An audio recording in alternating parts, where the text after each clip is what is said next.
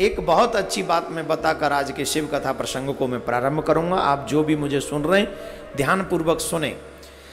Almost जितने भी सनातनी हैं वो सभी गंगा माँ में स्नान करते हैं। करते हैं कि नहीं करते हैं? और गंगा माँ शिव के सिर पे विराजमान है। ये बहुत महत्वपूर्ण प्रसंग सुनाने जा रहा हूं। अब ये प्रश्न उठता है कि गंगा, हम तो सब यही जानते हैं कि गंगा स्नान से हम सभी के पाप कटते हैं, यही सुना। प्रश्न ये है कि हम गंगा में स्नान करने के बाद पाप कटवा के आते हैं कि पाप लेके आते हैं? आज मैं नई बात आपको बताने जा रहा हूं। अगर आप इन नियमों का पालन नहीं करते तो आप गंगा में अपने पाप धो के नहीं आ रहे, बल्कि गंगा से पाप लेके आ रहे हैं।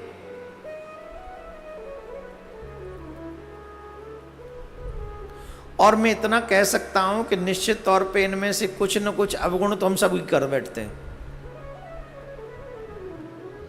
और जो चीज मैं बताने जा रहा हूं उसमें से आप यकीन नहीं मानेंगे, 99% लोग ये करके आते हैं तो गंगा का कोई फल नहीं मिलता स्नान का आपको। आज जब मैं कहीं सुन रहा था, पढ़ रहा था, तो मुझे लगा कि ये बात मुझे अपने सनातनियों को बतानी चाहिए, क्योंकि सनातनी ये गलती करते ही हैं। और ये गलती करने से अगर आप नहीं रुके तो आप कितनी भी गंगा नहा लो, शास्त्र ही तो कहते हैं गंगा में स्नान से पाप कटते हैं, तो वही शास्त्र ये भी कहते हैं कि ऐसा करते हो तो पाप लगते हैं। और यहां वो सब करके बैठे होंगे इनमें से, बताऊं कि नहीं? नहीं, रहने दो। देखो, पहले तो गंगा स्नान का पुण्य समझो, लाभ क्या है, गंगा स्नान करने से लाभ क्या मिलता है। तो गंगा स्नान का लाभ यह है कि जब मनुष्य अपने मन में यह धारणा करके जाता है कि मैं गंगा स्नान करने जा रहा हूं, तो जितने कदम वो पैदल चलता है, एक एक कदम पे उसे राजसूय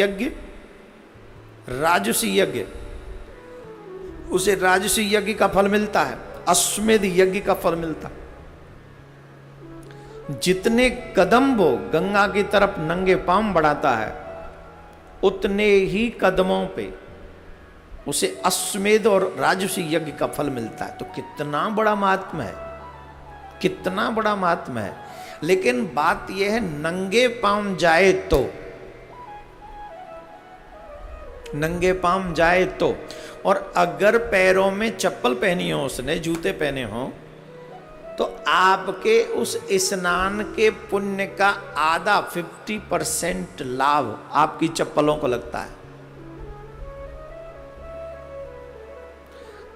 ऑलमोस्ट हर की पैड़ी पे ही उतरती है चप्पल, आप याद कीजिए, हम गलत नहीं कह रहे हैं। तो 50% आपका फल आपकी चप्पल ले गई। दूसरी बात, जो लोग गाड़ी में जाते हैं बैठकर, वाहनों में जाते हैं बैठकर, गंगा के तट तक बैठकर जाते हैं, 50% वो उसको गाड़ी को फल मिल जाता है आपका, क्योंकि आपको लेके वो गया, वाहन लेके गया। तो 50% चप्पल ले गई, 50% गाड़ी ले गई, और गंगा में डुबकी लगाई तुमने, तुम्हें क्या मिला? तुम तो जैसे गए थे वैसे जीरो के जीरो रहे, राइट? तो फिर लाभ क्या हुआ? इसीलिए गंगा से कुछ दूरी पर अपने वाहन को छोड़ देना चाहिए और नंगे पांव वहां से गंगा में स्नान करने के लिए जाना चाहिए। और ऐसे ही नहीं जाना चाहिए, ऐसे ही नहीं जाना चाहिए। गंगा में आप जाएं, पहले पूजन करें, पूजन करके फिर आचमन करके संकल्प करके उस गंगा में चरण रखें। तो जिस समय आप गंगा में चरण रखते हो उस समय आप नारायण हो जाते हो। जब गंगा को आप अपने किसी पात्र में लेते हो उस समय आप ब्रह्मा हो जाते हो। और जब डुबकी लगाते हो, जब वो गंगा आपके सर पे आती है, तो उस समय आप महेश हो जाते हो। इतना बड़ा फल मिलता है गंगा के स्नान का। लेकिन एक और बात है, बड़े सावधानी पूर्वक सुनेंगे।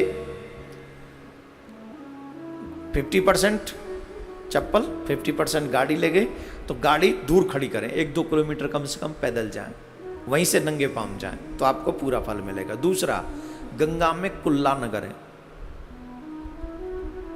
गंगा में वस्त्र न धोएं, गंगा में अपने शरीर को मले नहीं। गंगा पाप धोती है, मैल नहीं।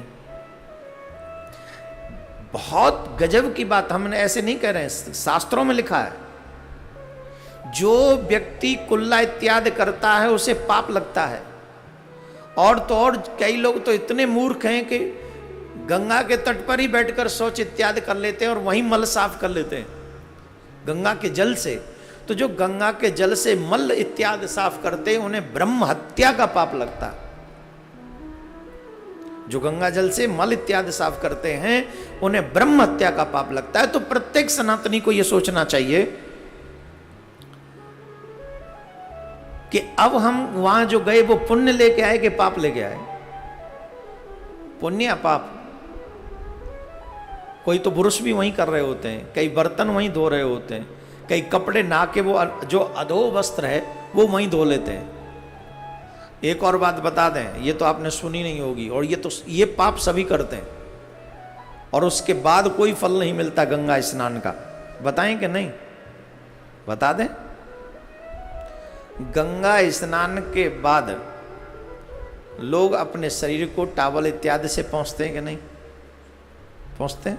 ये तो सभी पोंछते हैं। जो व्यक्ति गंगा स्नान के बाद अपने शरीर को टॉवल इत्यादि से पोंछ लेता है, जैसे ही पोंछता है उसके सारे गंगा जल के स्नान का जो पुण्य वो समाप्त हो जाता है।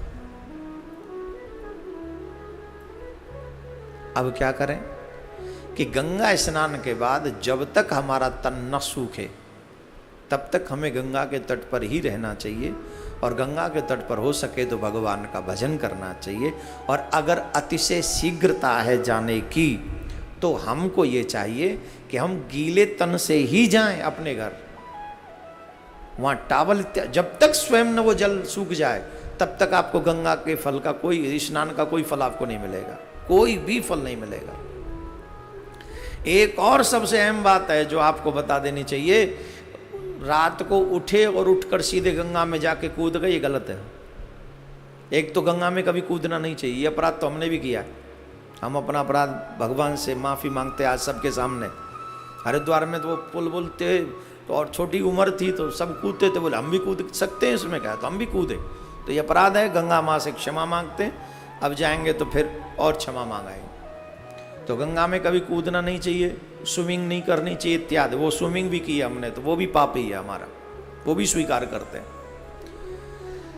गंगा में हमेशा स्नान करके जाओ अपने घर से, और फिर बाद में जाके गंगा में स्नान करो, तब जाके आपको पूर्णतः गंगा के स्नान का फल मिलता है। और बड़ा सुंदर है, नमामि गंगे तव पाद पंकजम सुरासुरै बंदित दिव्य रूपम भक्तिम मुक्तिम च ददासि नित्यम भावानुसारेण सदा नराणाम।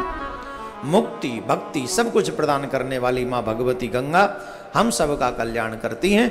इसलिए मैं गारंटी से कहता हूँ 99% लोगों को ये नहीं पता होगा।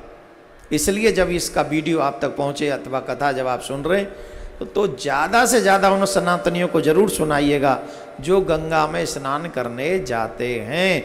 जमुना में स्नान, यही बात जमुना के स्नान में भी है, ये नहीं कि सिर्फ गंगा की बात है, यही बात जमुना के स्नान में भी है। तो गंगा अथवा जमुना स्नान करते समय इस बात का ध्यान रखेंगे।